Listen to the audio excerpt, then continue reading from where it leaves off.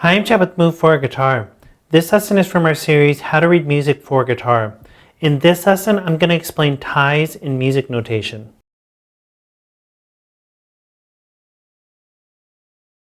First off, if you like all the diagrams for this series, including the diagrams for this lesson, you can download our free e-guide, How to Read Music for Guitar. But I am working on it right now as I'm filming this lesson, so it might not be available as you're watching this lesson. If it is available, a link will pop up on the screen that'll allow you to download it. And like I said, it's free, so there's no reason not to download it when it is available. This is part 24 from our series, How to Read Music for Guitar. If you'd like to go back and start at the beginning, you can click the link on the screen. So in the last lesson, we talked about dotted notes and how they extend the value of that specific note by half of the note value. So for example, a dotted quarter note is a quarter note plus an eighth note. And you can go back and watch that lesson if you didn't see it or if you're still confused by it. In this lesson, I'm going to show you another way to extend the value of notes with something called ties. And dots and ties can kind of overlap in certain situations where a dot would work or a tie would work.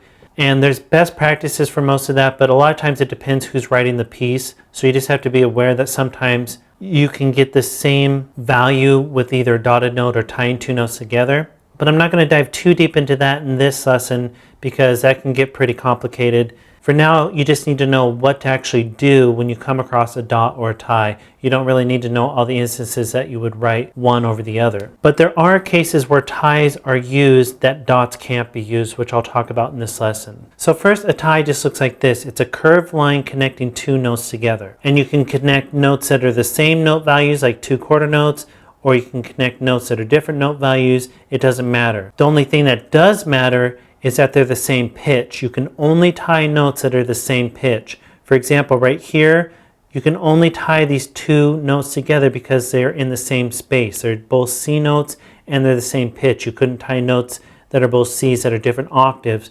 They have to be in the same space or on the same line. And what a tie does is it just combines the value of both notes. For example, if you look back at this with a quarter note tied to an eighth note, this would be the same value as a dotted quarter note because you're adding a quarter note with an eighth note. So you only strike this first note and let it ring through the value of the eighth note. You're not striking both notes. It's just like a dotted note. Or this one is just two quarter notes tied together, so that would be the same value of a half note. And like I said, there's specific purposes for using ties over other note values and what makes it easier to read and where it lands with the beat, which we're not going to get into in this lesson. Really, you just need to know what to do when you see a tied note, and that's just to add both values together, and you only strike the first note that you see, and then you carry that value through to the next. So seeing something like this would be the exact same thing as seeing a half note. And like I said, you have to be sure that they're in the same space or on the same line, that they're the same pitch notes. That's the only way that ties work. And like I said, there can be overlap between a dotted note or a tie, but one place that a tie works that a dotted note doesn't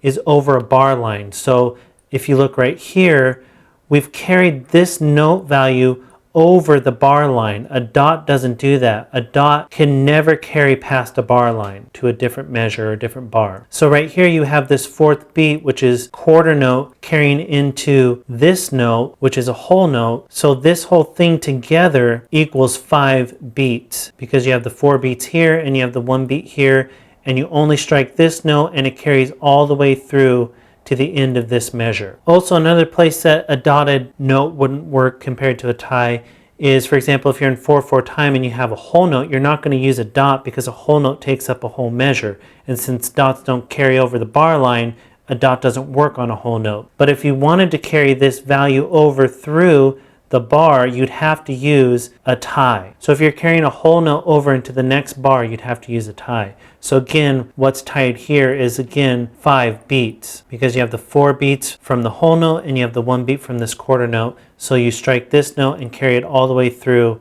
to this note. And you can tie more than 2 notes together. So here you can see I've tied a whole note all the way through the bar to the next whole note, all the way through the bar to a quarter note in the next measure. So again, you're just striking this first note and letting it carry all the way through to this note. And you're going to see that they connect each note. They're not going to carry like this all the way through.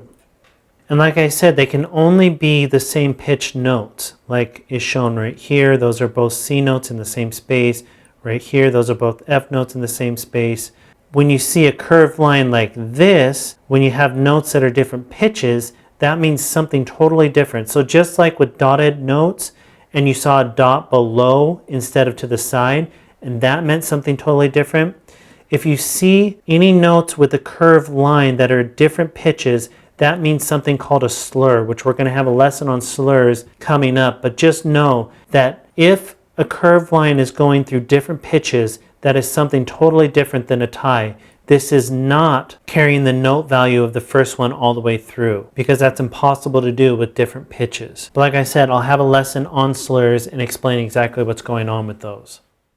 So that's an explanation of ties. Go ahead and move on to the next lesson where I'm going to talk about triplets. And be sure to download the e-guide. All the diagrams are in there. And be sure to subscribe because we had at least one new lesson every day.